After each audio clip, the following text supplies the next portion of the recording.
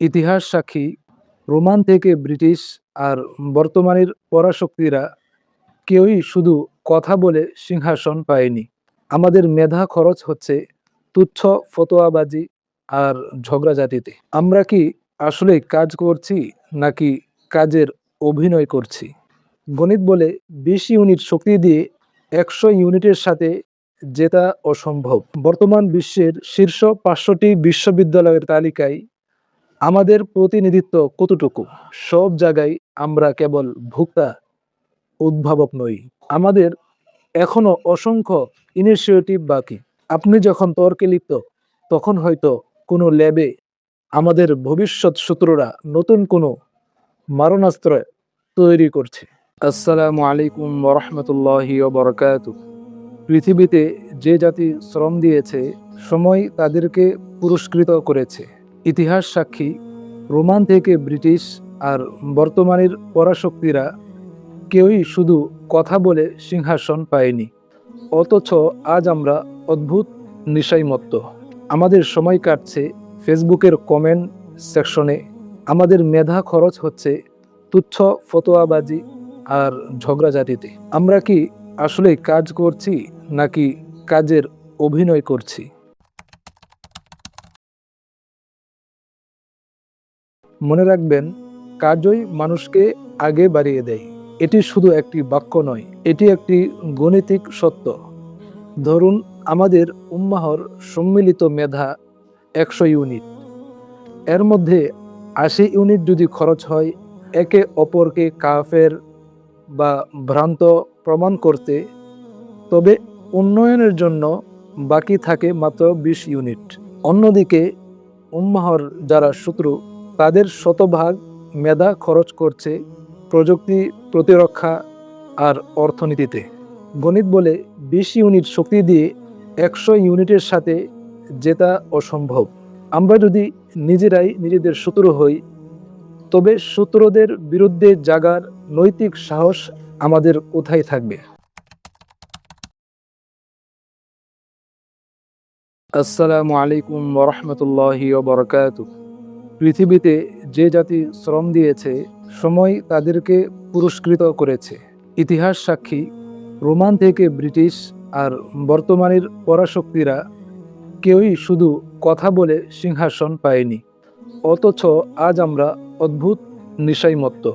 আমাদের সময় কাটছে ফেসবুকের কমেন্ট সেকশনে, আমাদের মেধা খরচ হচ্ছে তুচ্ছ ফতোয়াবাজি আর ঝগড়াঝাটিতে। আমরা কি আসলে কাজ করছি নাকি কাজের অভিনয় করছি?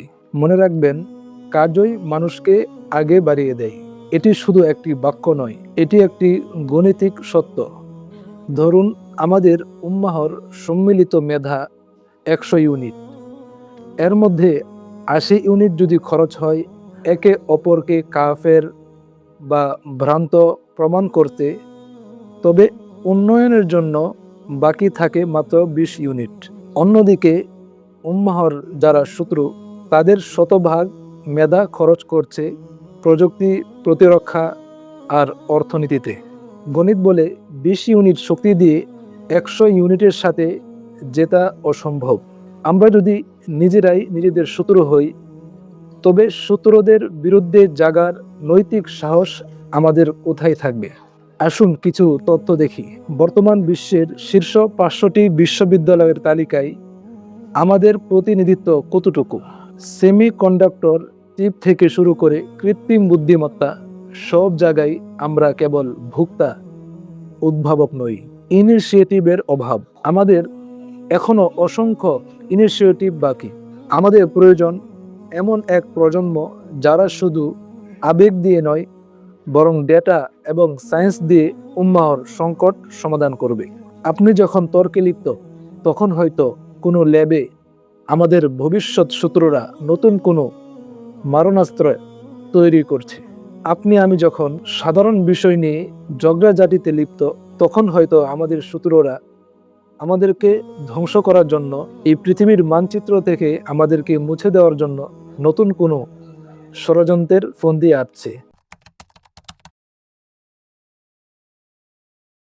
ইসলাম আমাদেরকে কাজের বা আমলের নির্দেশ দিয়েছে।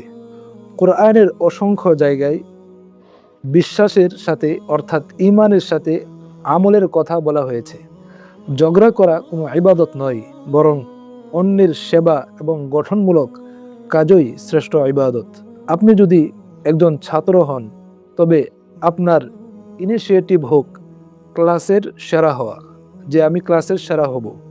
আপনি যদি একজন ব্যবসায়ী হন, তবে আপনার কাজ হোক উম্মাহর জন্য কর্মসংস্থান সৃষ্টি করা।